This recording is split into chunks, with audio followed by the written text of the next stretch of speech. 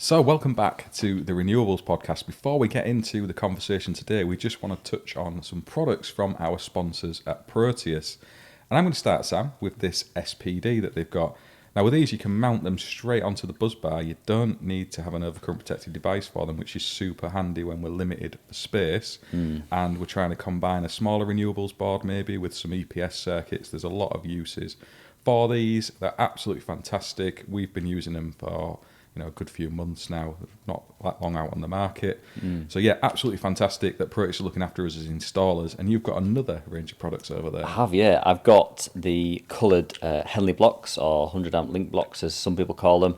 And gone are the days. I'm a bad contractor for using the black ones for so long, the Bakelite ones, because you try and knock one of these top knockouts out and it basically shatters the full thing. And I'm guilty enough to say that I didn't know these existed.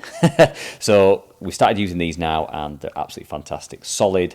You've got the little blanks in here as well. So if you don't use one of the terminals, you can blank it off or just slide it out when you do need to use it.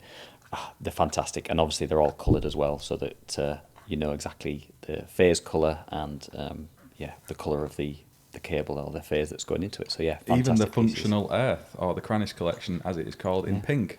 And they work with the 3mm Allen keys, which is consistent through the range of the mains tails isolators as well. So they've got us at heart, I think, as installers. You're not messing around with different screws and heads. Another fantastic range of equipment to tie in with the bi-directional RCBOs, which is obviously the leading product Proteus have got at the minute. And they've had that for a long time, which is really helping us again as renewables installers. And that's one of the reasons that we're so happy to be working with Proteus on this show. But without any further ado, let's get back to the chat. Hi, everybody. So we are back with the Renewables podcast, and we are in a different setting today. We are at what I call the Oval Office, which is Over Renewables HQ. So we've got two more people sat next to me, and we've got the regular Mark, who is co-host, as you will all know now, and we've got a special guest in the middle. So we've got Jordan from Artisan Electrics. But before we jump into chat to Jordan, how are you doing, Mark? I'm okay, thank you. I'm a bit overwhelmed to finally meet Jordan in the flesh, so I feel we should get straight to the guest on this one. You were blushing a little bit earlier. I was, yeah. No, that's good. It's splashing more than you. No, that's great. Well, thank you very much, John, for making the journey up to see us. It was nice to see that you didn't get a nosebleed coming this far north, which is always a good sign. I haven't caught pie on the way up. It's too mean, but well, that's great that you as honorary member. tea. Yeah, that's it. You've already commented how great our tea is here. Was the Yorkshire tea. Best cup of tea I've had in a long time. There we go. So yeah, if you come to the old office, you get a good cup of tea. But yeah, thanks very much for travelling up, and I'm really excited to get into a couple of different topics with you. Me and Mark have been chatting about it, and we're really interested in the business side, but also obviously the solar side with us being a Renewables podcast. Why you decided to make that move, things that you've learned, and we were just discussing that you and Mark have been similar time. There's a bit of a time difference, but a similar time in the renewables industry. Mm-hmm. You've probably seen it, as you probably have, Mark, over the years of having to go into properties that have had it from the feed-in tariff and all of that, but actually getting into fitting it, and been going a few years now with solar, have you? How long has it been now? Well, I think our first project was probably with you guys 3 years ago, something like that. Yeah. And then MCS is still quite new.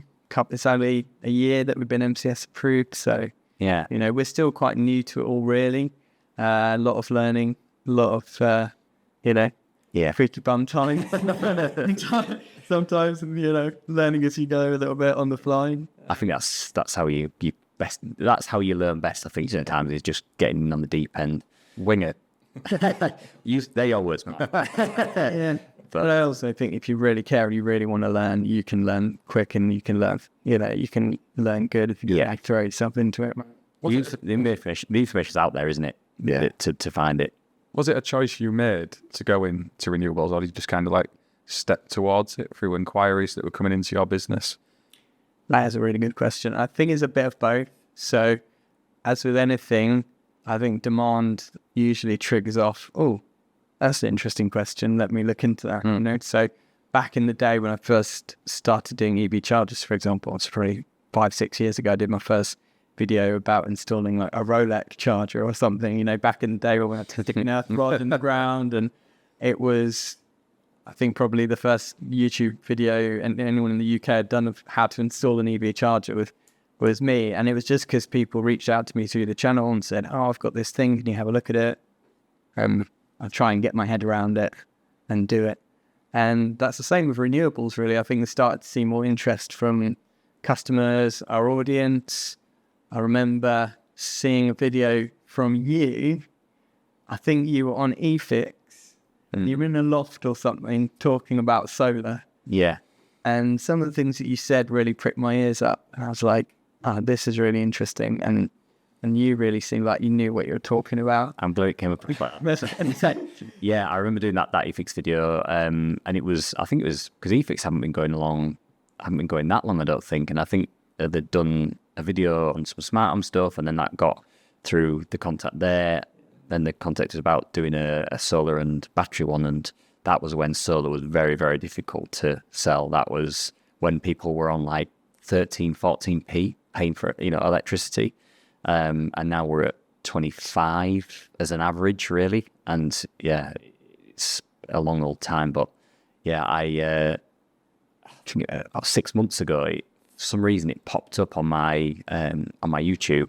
And I had a look at it, and yeah, I've aged. I've aged in that time. I know the feeling. Trouble when you record yourself and put it on the internet, you can look back at it and go, "Oh, what?" Yeah, that's the thing. But it's interesting what you say about the whole EV charging side of things, and because I think that's the story for a lot of people that have now gone into renewables. Is obviously EV was massive, everyone was doing it, and that's kind of where solar and battery have ended up as well. Now everyone's kind of, as EVs maybe quietened off a little bit, and that's probably a question for in a minute, how you found EV. But as EVs, in my view, has quietened off a little bit, people have then gone, okay, well, I've got people that have got a Zappi that is a very good charger, for example. That was kind of the gateway drug into having a solar PV system, a battery system, and everything like that. Firstly, to go back to my first point, how have you found the whole EV market so far, or at this point? Because obviously you had the highs, and are you finding that it's in a bit of a low, or is it sort of staying fairly stable for you guys? We found that it dropped off a cliff when the grant ended, the home charging scheme grant ended. Just dropped off a cliff. We went from doing maybe 10, 15 a month to doing 2 a month. It was just like dramatic, the difference that grant disappearing made. And then I think that combined with interest rates going through the roof, the whole wave of used cars were crazy expensive during COVID and everything, and then you can't sell a used car, but you can't basically give it away now. The whole car market, and with the interest rates, that was all tied into like a perfect storm, I think, of like way less vehicle sales happening, and people just been holding off. But that being said, the last 2 or 3 months, we've seen a massive increase in EV charger requests again. So it's definitely picking up. I think interest rates are starting to ease a little bit. Maybe people are starting to spend a bit of money on vehicles again. They've held off long enough, and now they're like, okay, let's go for it.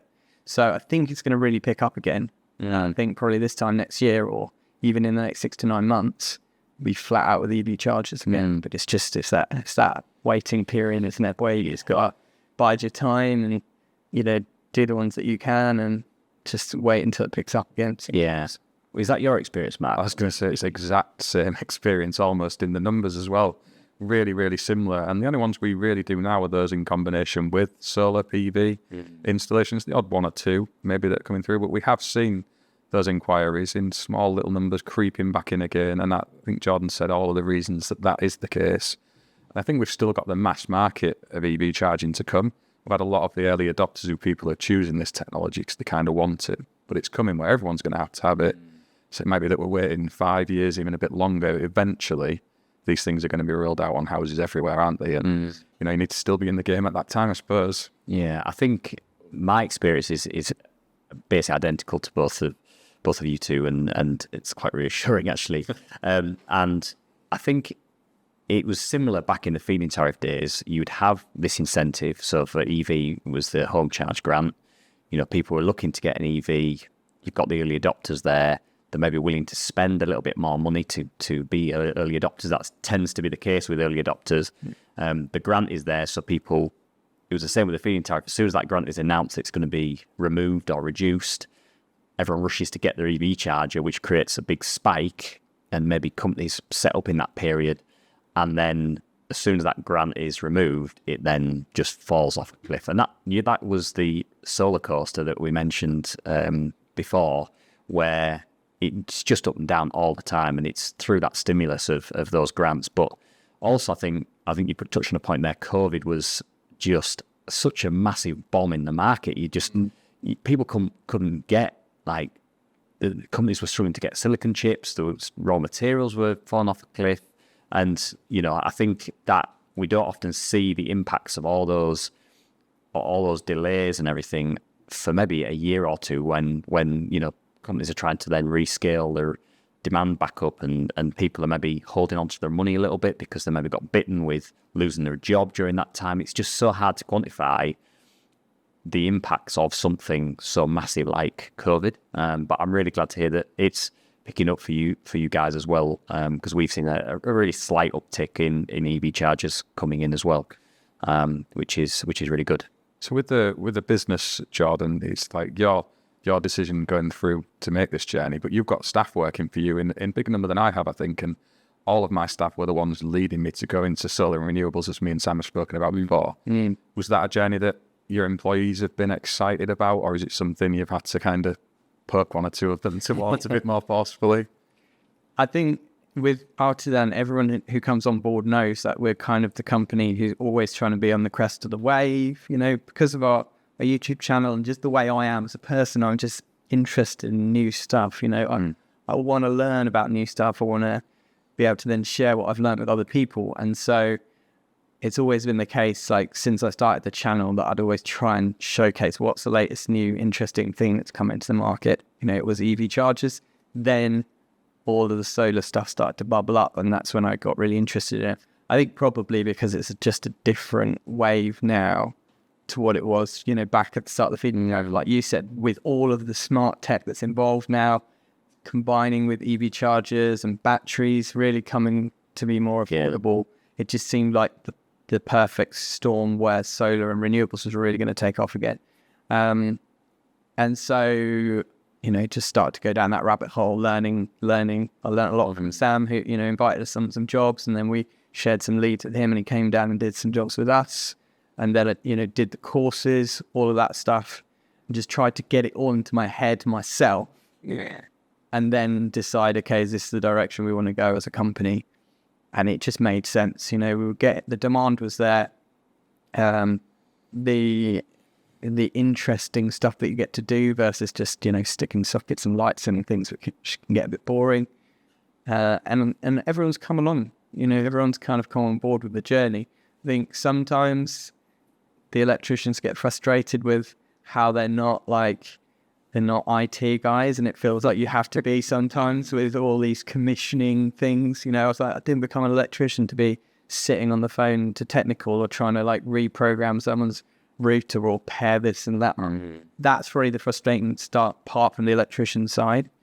But in general, they love being able to go, wow, look, we've got this amazing setup. This house is generating its own electricity. They can store it in a battery. They can charge their car with it. It's really satisfying to stand back and see that when it's all done and working, despite the fact that it can be a real headache, sometimes. Yeah, that's the crest of the wave, though, isn't it, that you were talking about? Electricians are changing, whether we like it or not. I'm a damn dinosaur electrician from way back.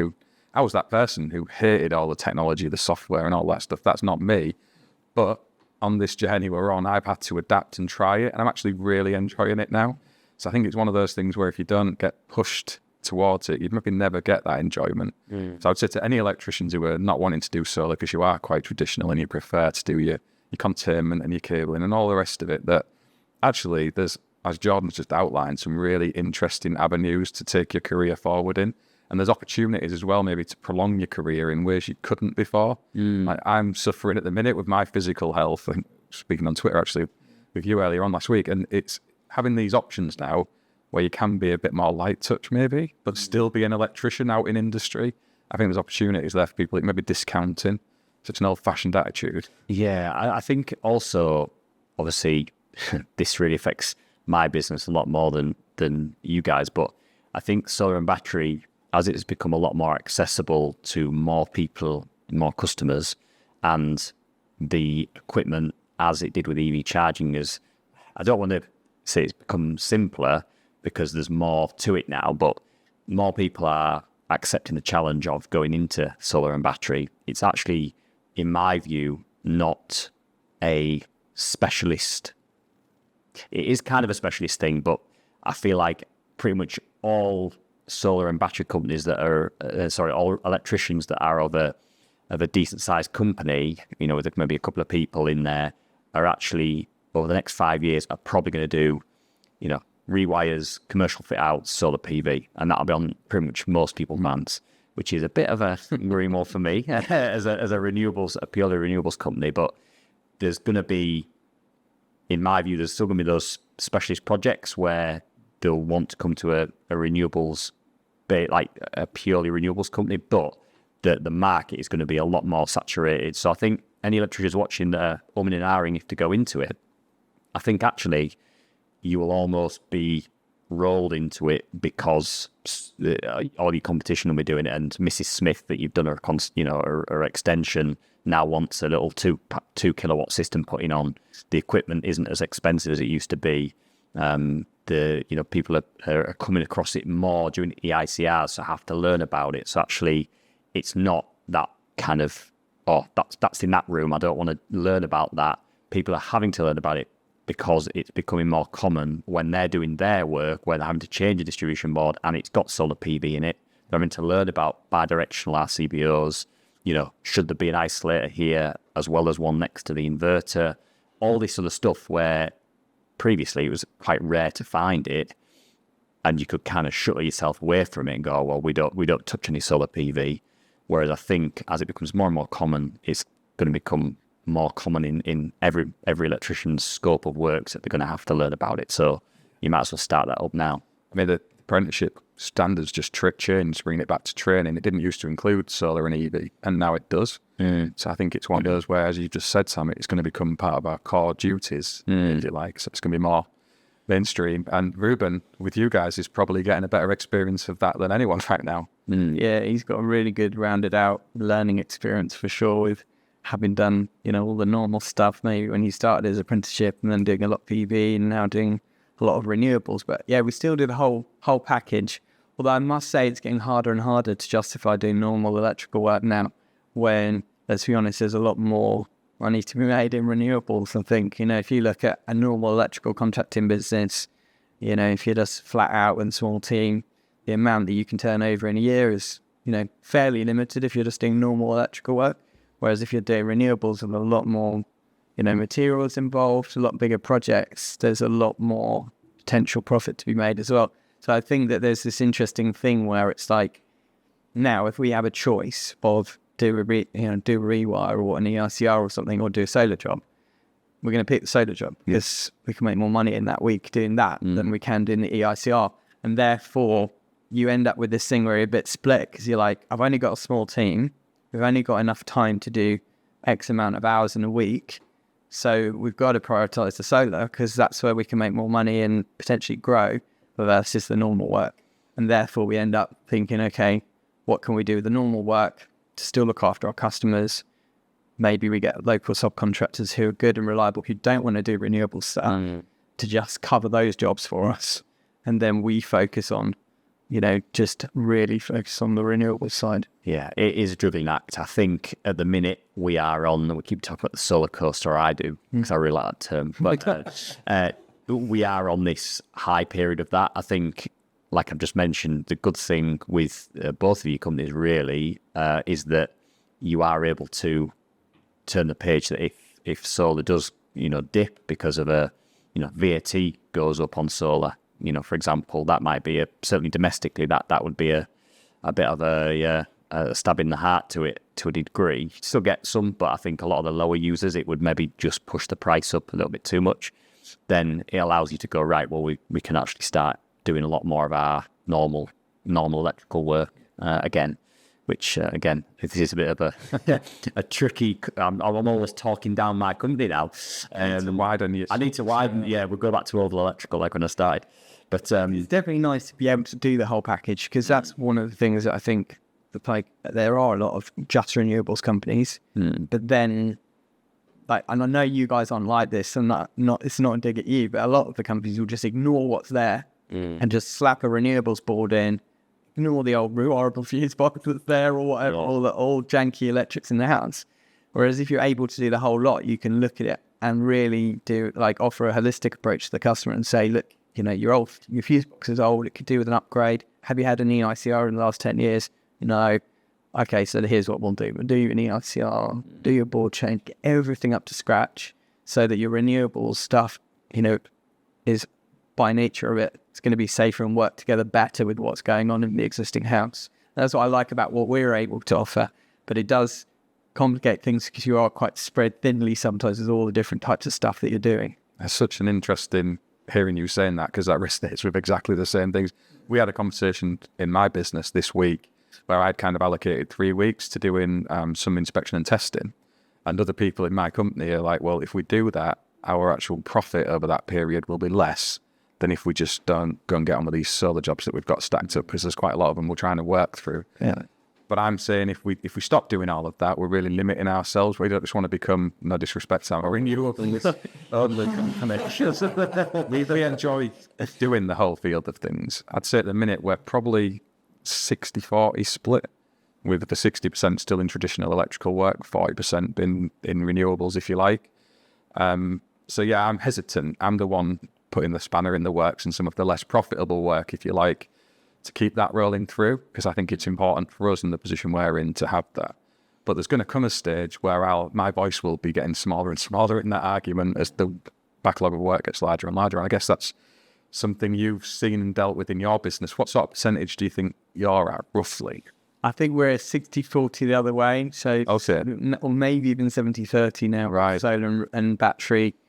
So if I sort of package it, solar, battery and EV, yeah, we're probably about 70% that, and then 30% the other stuff. In terms of turnover anyway. Yeah. Would you like to know where I am? Let me have a guess. Is it about 100? Around that. Yeah, I think that's a really interesting point that you've picked up on there, Jordan, is that because we have definitely been guilty of that, of kind of going shut one eye and just look at where we're going to put the solar equipment. And that is something that has now completely changed for us. And part of that is the PAS document has made us look more at the smoke alarm side of things, and meant that we've had to dig into the property more than we have done. For example, we're doing an installation in a week or two where we're now doing a full distribution board upgrade, solar, battery, smoke alarm, and actually there's two points to make here. The first point is that makes it very, very difficult to compete with other companies that don't want to do that, because you have to try and get in front of the customer either like in person or on the phone, trying to explain why you're wanting to do all of that. Because in an industry at the minute where every man and the dog is doing it, and a lot of companies do still have that one eye shut where they just want to do the solar DB and leave everything else, it's almost impossible. You are guaranteed to lose that job if you can't win the customer around to basically upgrading all of that and doing everything that you want to do. Like the whole PAS thing is still quite a grey area for a lot of people. We've taken the view of making sure that we are compliant to it, because I believe it will, if not, adopted by MCS and everyone at the minute, will definitely be in its full form or not. There's probably a full podcast on that, but that is a difficult part of sending a lot of prices out, looking at an installation going, well, they should really have this distribution mode done. We can put as much detail as we like in someone's proposal. Do they read it, or do they just look at the bottom line price? And that's why we've taken the view of trying to get customers on the phone now to explain, because a lot of them get 5 quotes. Oh, too expensive, but they don't see the value in what you're trying to do. But definitely upgrading that internal system and that core of that system. Because as soon as you start chatting to these customers, they're thinking of a new kitchen, thinking of an extension. And that might not be within the scope of our company right now, but if we can, whilst doing a solar PV and battery installation, get it ready for the next electrician that is going to do that work, you imagine going in, well, you guys kind of do this still, but going into it, look at doing an extension and seeing a brand new, distribution board there, sat there with plenty of spare ways, surge protection all in there, you'd just be absolutely over the moon rather than walking in there and seeing a load of mess that you got to try and clear up. So that's a shift change that we've made, and it's interesting to hear you go over that. But I think it will develop where actually when the market cools a little bit and more companies do go back to doing some more normal electrical work, I think that's where the market will end up being, where the customer rings them up either for solar PV and they look at the whole job as a whole, or they start chatting to them about a new kitchen or an extension and go, have you thought about putting solar PV on it? And we'll get it all ready for that. So I think that's where the market will ultimately go in probably over the next 5 years as things maybe cool down a little bit in the solar side. Yeah, for sure. I think that's definitely going to happen. And going on your point of what you said about trying to educate customers, I think that really is the key. You guys are obviously trying to do it by, phoning them and explaining things to them. We try and do it with our videos, so we just try and explain things so that actually at the lead stage, the customers are already approaching us knowing that, they should have this, they shouldn't have that, it shouldn't go in the loft, this, that and the other, because we've shown the videos already. And of course, we're not going to reach every solar and battery customer with that, because the majority of them aren't probably looking on YouTube for what they need to know. But the ones who really care and want a good job will see that, will learn from your videos, and then will come to you already knowing that you're going to do this, that and the other, because that's the best and safest way to do it. So then we don't have to persuade them all that stuff. They just come to us knowing that that's how we do things. Yeah, having that catalogue of content must be really helpful with all of that. I think one of the first videos I saw of yours was you putting some containment up in a little container. It's way back. Way back. So in my first 10 videos. Yeah, so you've gone from that to employing people. You'd seen growth in your business before getting into renewables, hadn't you? And now you're in the thick of all of that. Have you seen kind of a slowdown in your business as you entered renewables, or has it kind of emphasised the upward curve again? What's your kind of journey been on since you started it? It's been an absolute roller coaster. I mean, so this time last year pretty much was when things were really taking off for us with renewables. So we'd already kind of done a few installs.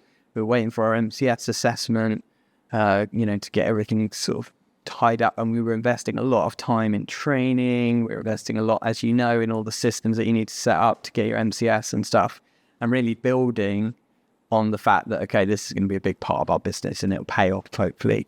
And then sort of coming towards the end of the year, things just went really quiet. And that was when kind of the penny dropped for me that if we carried on the way we were going, we wouldn't survive the winter, basically, because you probably experience a winter lull in general in renewables. And I knew that was coming, so I was like, I've got to be prepared for that. It's going to be quieter over winter anyway. What are we going to do? So we had to look at every single thing that we were doing in the business, every single place we were spending money, and figure out, is it really essential or not? And if not, we had to cut it. So it was really, really, really brutal. Probably the most stressful time of ever in my life, really, other than probably when I lost my dad. Just because I had to make some people redundant. We had to rethink the way that we were doing everything. And that is really, really tough. And a lot of businesses go through it. I think when you speak to other business people who've grown a business, they all say that they've been through that. But for me, that was the first time. So it was a really steep learning curve as well. Yeah, I think there's obviously been, with you guys being so high profile, there's always chatter around whatever you guys do. And, I think you can fall into one side or the other, but I often try and see it in the middle. It's obviously for the people that get made redundant. It's, if they like the job, it's obviously a killer for them. But obviously, as well, it's not easy for the people that are having to make those cuts as well.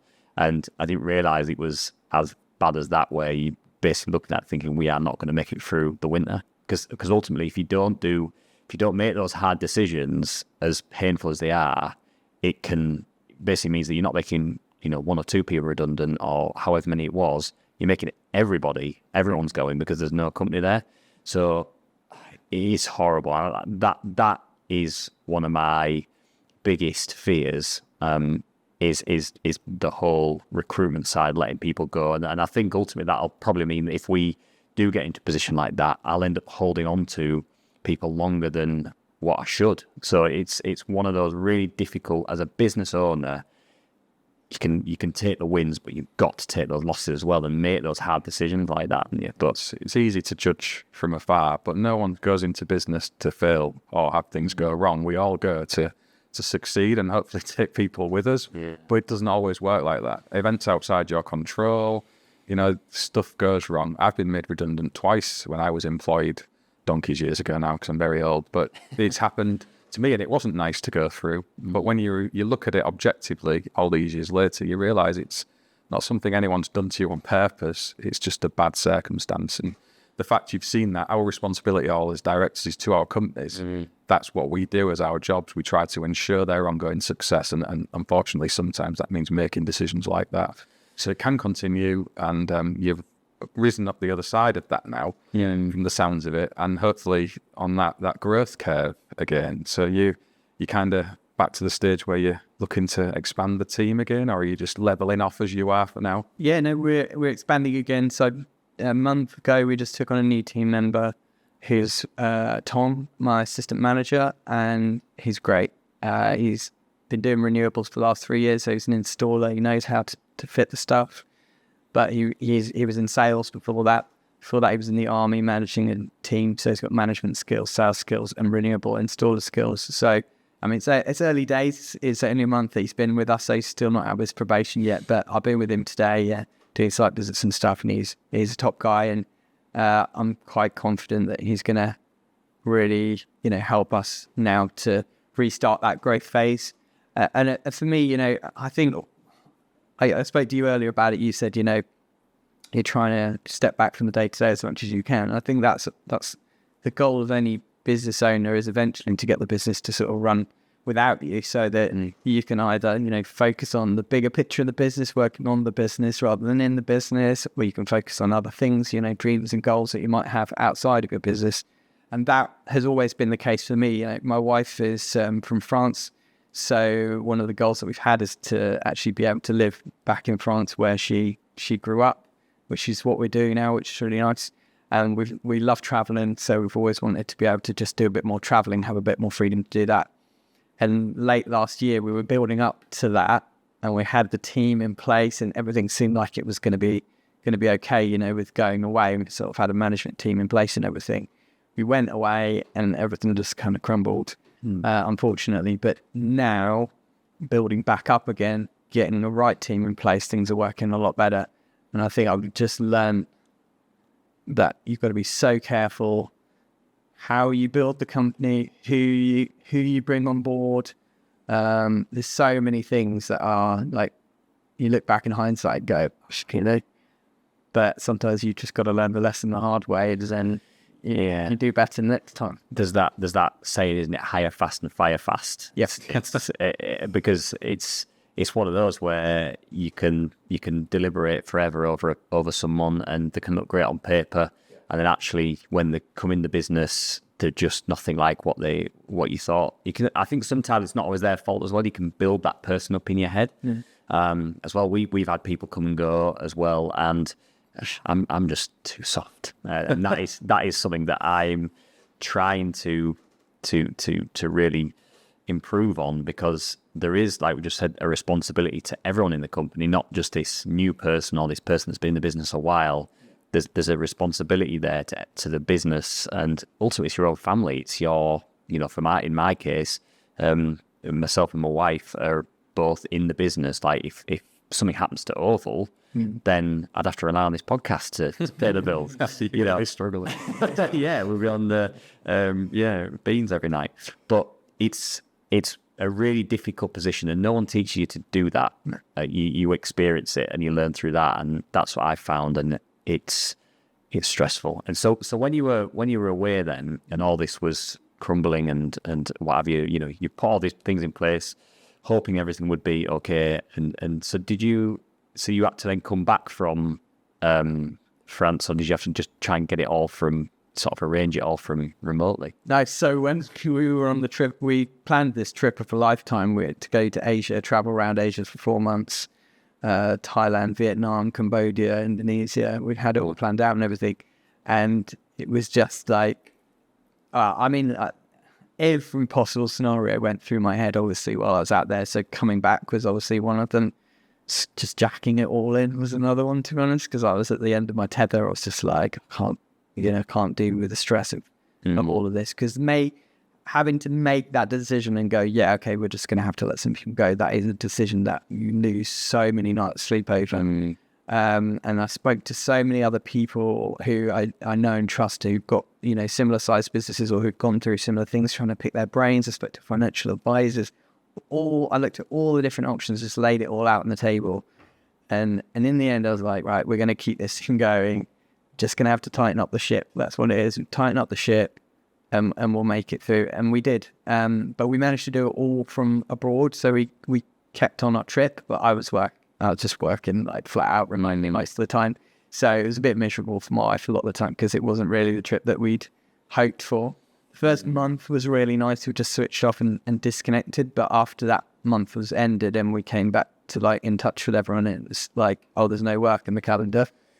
That was when it's all stressful, man. It just fell apart. Yeah. And unfortunately, like the team that we had in place on the ground, just like they were just not managing to just rally around and get that work in that we needed.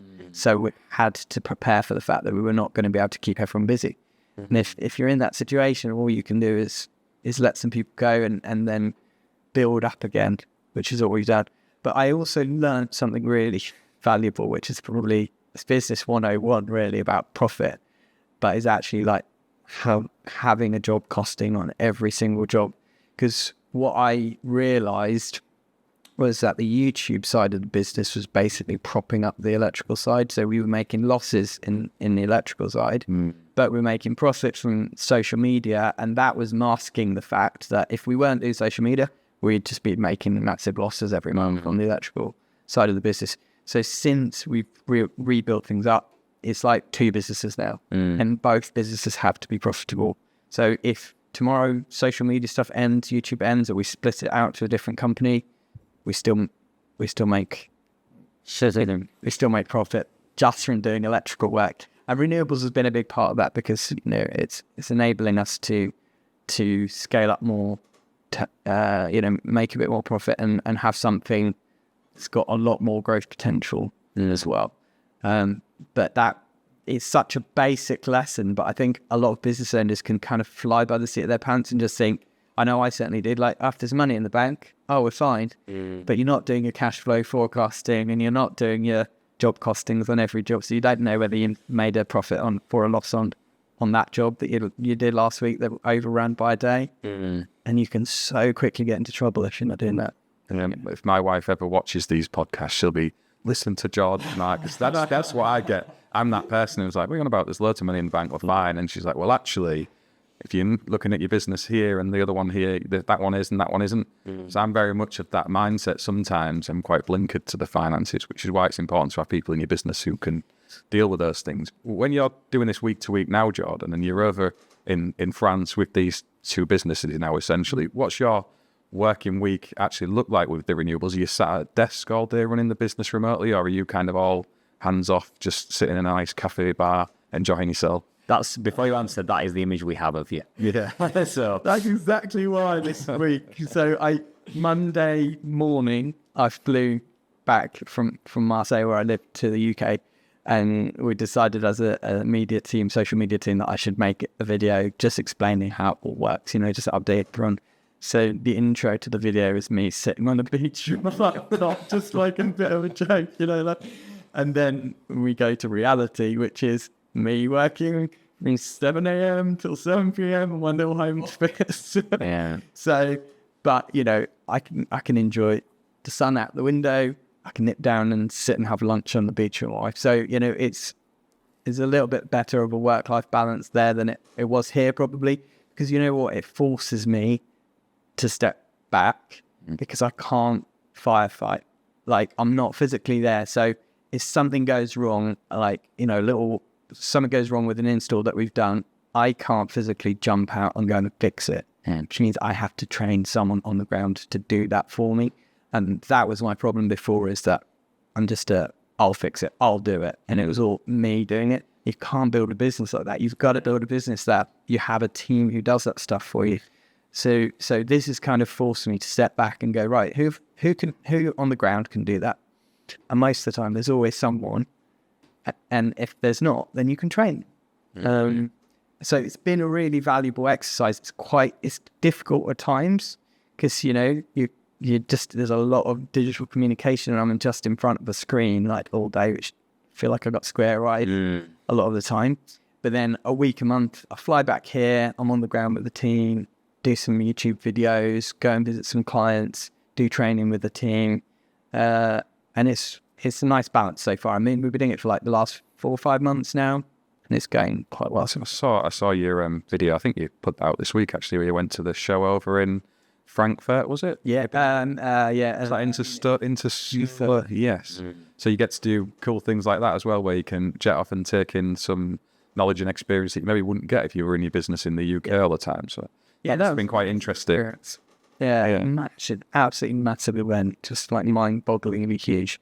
But loads of cool little bits of tech to discover, and meeting with different brands and stuff. It was a really interesting experience. Definitely worth doing.